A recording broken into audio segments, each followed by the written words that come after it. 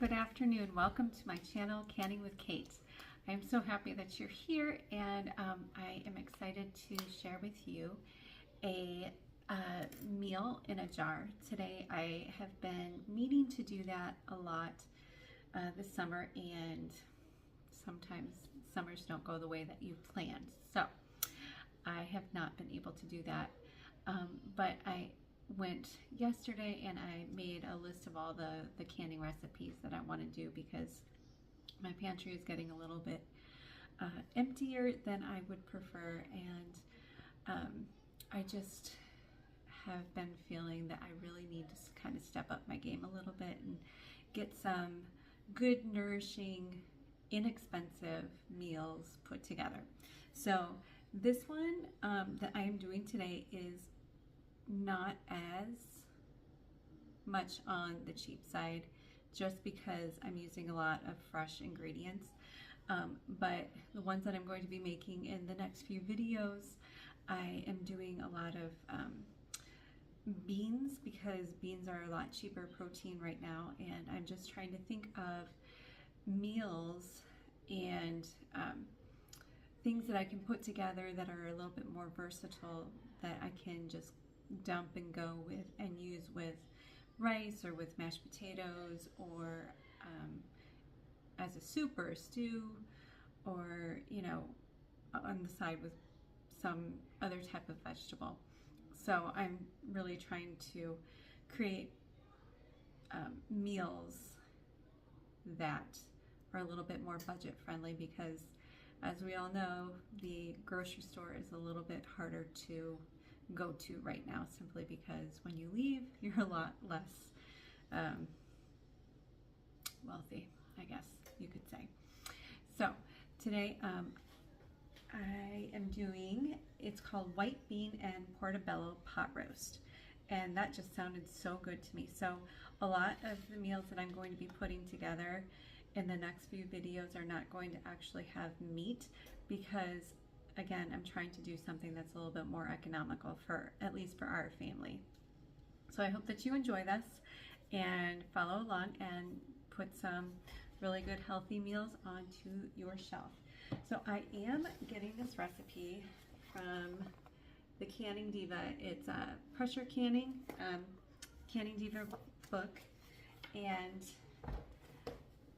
I have this one and I have the ball books, and this one just has a little bit more variety than the ball books that I was looking for. So that's what I'm looking for right now, and that's what I'm using.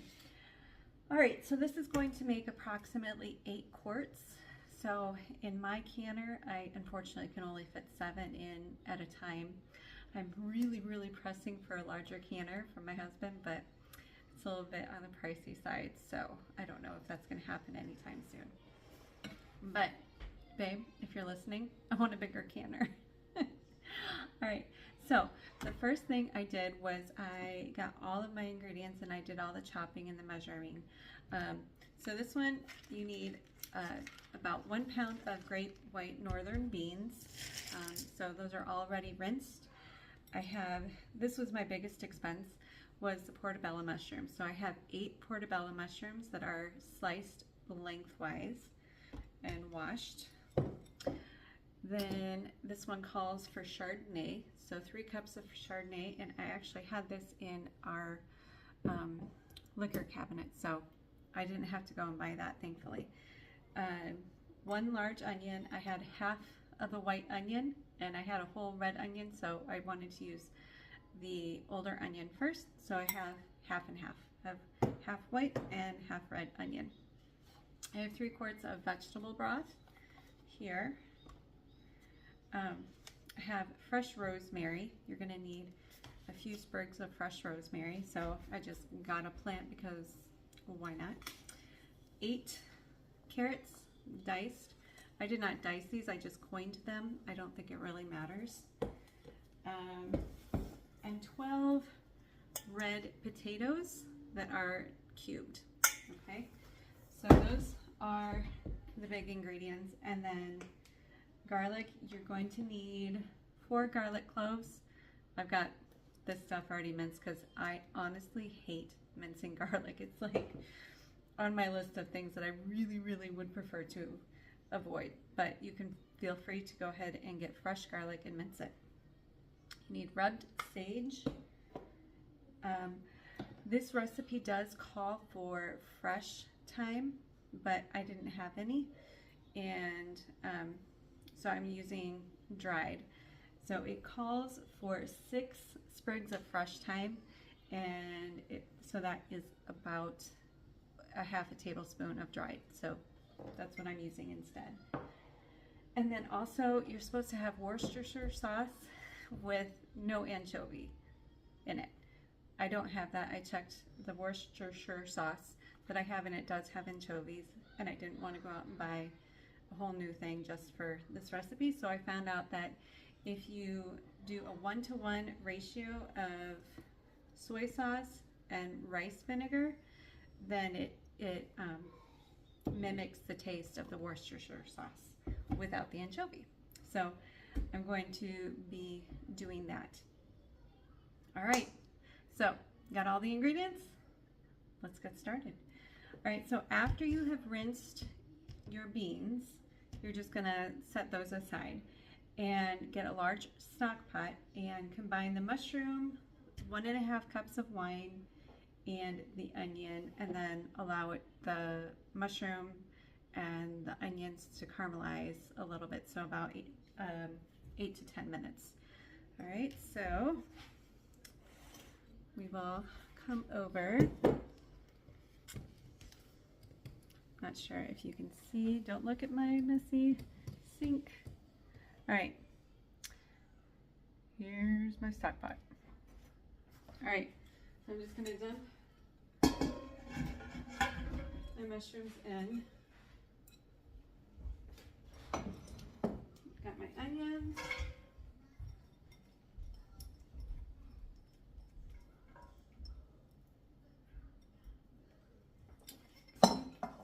And I've measured 1.5 cups of Chardonnay in there. Okay. I'll turn that up to medium high. And now I'm going to go ahead and let those onions caramelize and the mushrooms to bake down a little, or cook down a little bit, and saute those for about 8 to 10 minutes, and then we will be back. Okay, so this has been going or simmering for about 8 minutes, and let me tell you, it smells so good. It smells really, really good. Okay, so the next step is to pour in your 12 cups or 3 quarts of vegetable broth.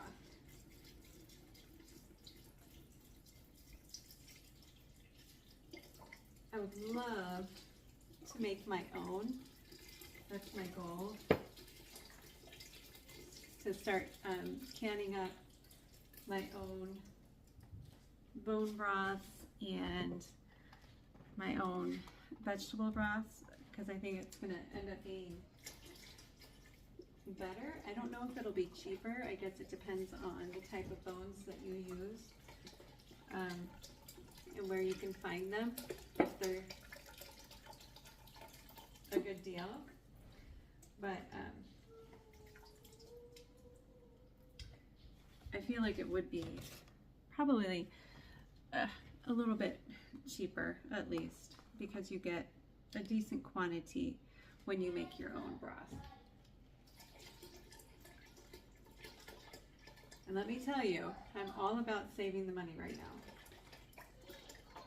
I'm sure many of you are as well. Okay, so I have my 12 cups or 3 quarts of vegetable broth. Next, okay, I'm going to put my 8 carrots that I have coined in here. Now again, this did say to dice them, but I didn't do that. And then we need the 4 teaspoons or 4 cloves of garlic, the 1 teaspoon of rubbed sage, 2 sprigs of rosemary and 1.5 teaspoons of dried thyme, or 6 fresh sprigs of thyme with the leaves taken off, because you are going to be removing rosemary before you can it, but you're not going to remove the thyme, okay? So keep that in mind. If you are tempted to do dried rosemary, I would think twice, because the recipe is calling for you to remove the rosemary before you can it, okay, before you process. All right, so next, you're just going to bring this to a boil and then simmer it for 10 minutes, okay? So that's what we're going to do, and I will be back. Mommy. All right, so we are in our last step of this recipe. So I still have my stock pot going. I'm going to add in the washed and dried beans.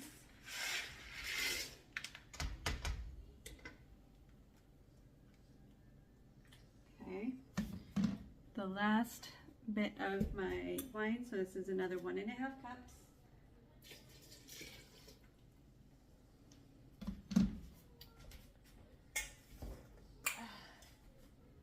My potatoes that are cubed. Don't want this to splash.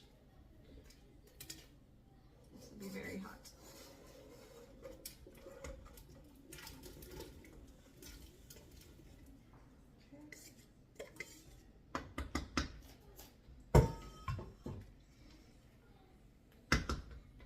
Okay. Then let me see my recipe. Okay, the Worcestershire sauce. That's so hard to say. All right, so it calls for 1 tablespoon of anchovy-free Worcestershire sauce. And so I'm going to do half and half of soy sauce and rice wine vinegar. Or, yeah, rice vinegar. Okay, so I'm going to do half a tablespoon of soy sauce,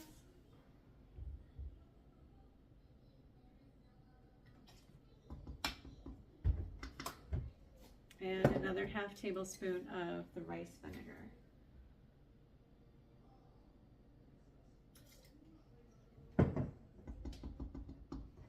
Okay.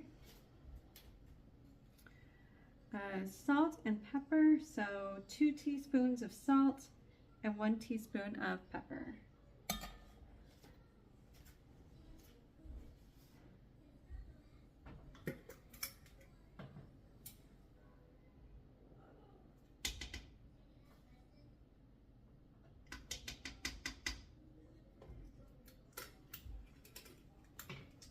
So it's 2 teaspoons of salt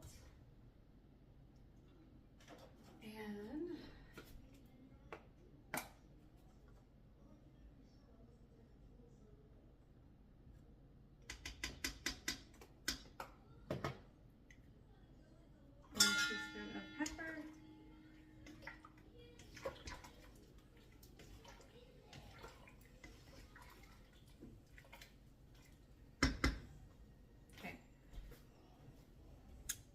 all right, so now we just bring it to a boil and boil hard for 5 minutes. Remove from heat, and then remove the rosemary sprigs. So remember, you only have 2 of those. Okay, so in approximately 5 minutes after it has boiled, then I will bring you back and we'll start to jar up this pot roast. And let me tell you, it smells so good in here. It smells so good. So I would definitely highly encourage you to be making this. So we'll see. It's supposed to get 8 quarts. We'll see if I get 8 quarts. If we do, then I will probably have to do a second canner load tomorrow. So I'll put the extra one in the refrigerator and just redo it tomorrow, because like I said, I don't have one of those giant canning pots, and I only have one. So some people have more than one, and that is awesome, but I do not. So okay, I will see you in a few minutes. Okay, so now we are in the very last step before actually doing the processing. So I have turned off my stove, and I have washed all of my lids and rings, and I have my slotted spoon. So the way that I am going to do this is use the slotted spoon to ladle in the actual food stuff to about 3/4 of a way of the jar. So we're going to go up the majority of the jar for each one, and then once all the jars have been filled, we'll go ahead and do the liquid. So it's kind of like how I do beans, okay? I'm just going to fill as much as we can. I'm not sure if we're going to get 7 or 8. It might even be less, but we'll see what we get. And it's good to try and get as much of a mix as you can, but of course, when you're doing stuff like this, sometimes you tend to get more of one vegetable than the others, like all the portobello mushrooms or all the potatoes, or you know, it's never even, but do your best. All right, so while I'm doing this, I thought I would share kind of my thought process over the past couple days of just preparing food. I'm sure that many of you, like me, have been a little bit shocked, and just the past few weeks have been a little bit crazy in our country with the all the wars going on that surprisingly the media has just stopped focusing on at all, but they are still happening. There's still a lot going on with China and Russia. There's still a lot of stuff going on with China and Taiwan. Then you add into the mix the assassination attempt of Donald Trump. Then you add in the mix of President Biden dropping out of the presidential race with simply a tweet, which was a little odd in my opinion. But regardless of where you stand on all of this, it just makes me think that it's a really good idea to make sure that you're ready for whatever happens, because whatever has been happening, and it's been a lot in the past couple weeks. And I think that's why I have really felt the urge and the necessity to start canning more than I have in a while, and not necessarily just random stuff, because my family is not going to survive on jams and jellies and pickles. I mean, let's be honest. They're yummy, they're easy, and they're not sustainable. You can't live off of that. Don't forget your rosemary sprigs. I don't know what would happen if I canned a rosemary, but I don't think it would taste very good. So,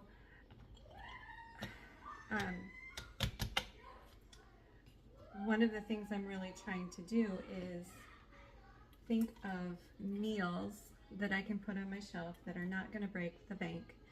Meals that are versatile enough to where I can use them multiple different ways, or even if it's just one way and I know that my family and my children would eat them happily. Um, so beans are a good source of protein, and they're not as cheap as they used to be, for sure. I was a little surprised and disappointed, and like, ugh, even beans are starting to get expensive. But they're a good source of protein, and they're filling, and they're relatively inexpensive. So when I did my grocery pickup for this recipe, I needed Great Northern beans. So instead of just picking up one bag, I picked up like 3. And then I started planning for my other recipes, and I saw that I was going to be needing some bags of beans. So again, instead of just picking up 1 or 2 for what the recipe called for, I chose, 3 or 4. And that is going to be something that I can keep on my shelf. And it's going to be useful because it's nutritious food, and it's not a ton of actual meat, which we all know is rising in price and is not always #1 available. We went to Sam's the other week, and I was going to pick up some bulk ground beef so I could can some ground beef, and I was in shock. There was no ground beef anywhere in the store. And so it may be that there is no meat where you are, or the meat that you're at where you are is just simply out of your price range, out of your budget. Or you're choosing to get the more expensive stuff so you can only afford to get a little bit of it. Whatever it is, I think it's a good idea to start thinking ahead.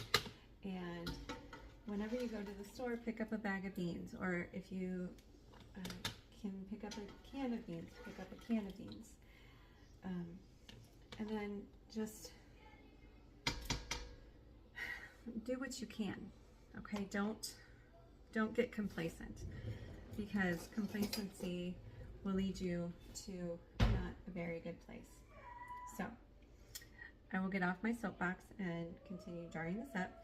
I've gotten all of the solids into my jars. I got 7 quarts here. So now I'm just going to start filling them up to 1-inch headspace. All right, hold on 1 second.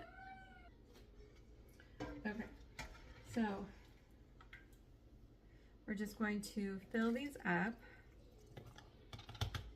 And I think this is only going to give me 7 quarts, because as I'm putting the liquid in, I'm seeing that I could probably fill these up a little bit more. But at the same time, I'm thinking the beans have not been soaked, so they will puff up in the canning process, and you don't want them to get too full. So, all right, well, I might need to do a little bit of adjustment on my liquid. I really hope I have enough. It would make me sad. All right. Sometimes the liquid in a canning recipe is the problem, for me at least. Sometimes, like, I'll make the recipe exactly as it calls for, and the liquid just isn't enough. And in a recipe like this, where it's a special liquid, I don't want to replace it with just water. So we'll see. I may just end up with 6 quarts instead, which is totally fine. Totally fine. All right, so now I am debubbling. And I'm sure that you could absolutely put water in one of these. I might, just to see what it tastes like. But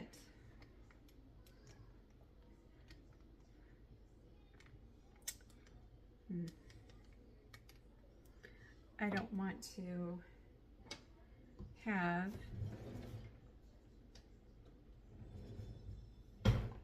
a problem with the flavor. All right, this one is a little too full.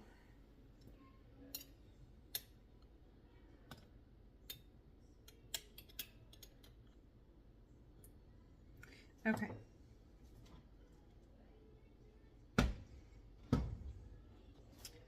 I'm going to do 1 water because I want to try it out. So give me a second. I'm going to fill this up with hot water.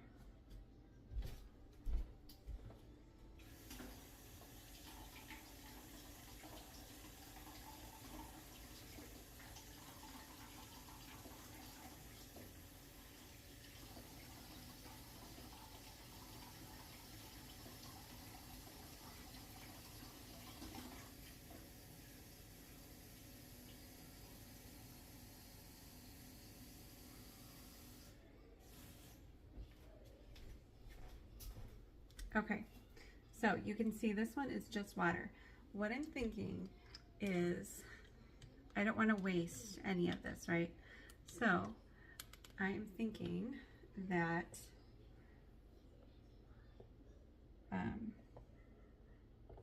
all of these are a little low. That one's fine. Okay, is that if I need to, I can always add some like chicken bouillon or like some type of vegetable, what have you, to the meal when I'm making it. So don't throw it out just because you may not have exactly what is called for. Okay, so now that everything has been added and I've debubbled, I'm going to take a wet towel and I'm going to wipe all of the rims and start putting on the lids and the rings. So the way I do this, I take just a clean paper towel,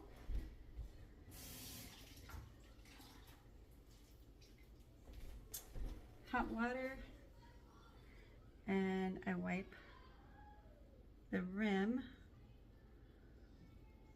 of these. Now I am using Superb lids. I've kind of started doing that more and more because lately I've been getting a lot of jars that just don't fully seal, and that does not make me happy. I want all of my jars to seal as much as possible. So it seems a lot of lids just are not made with the quality that you want.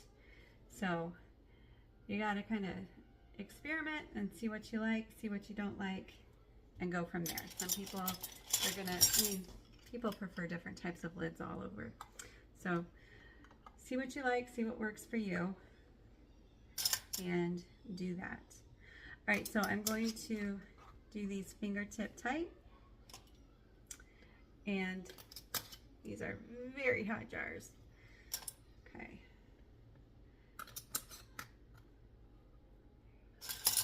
And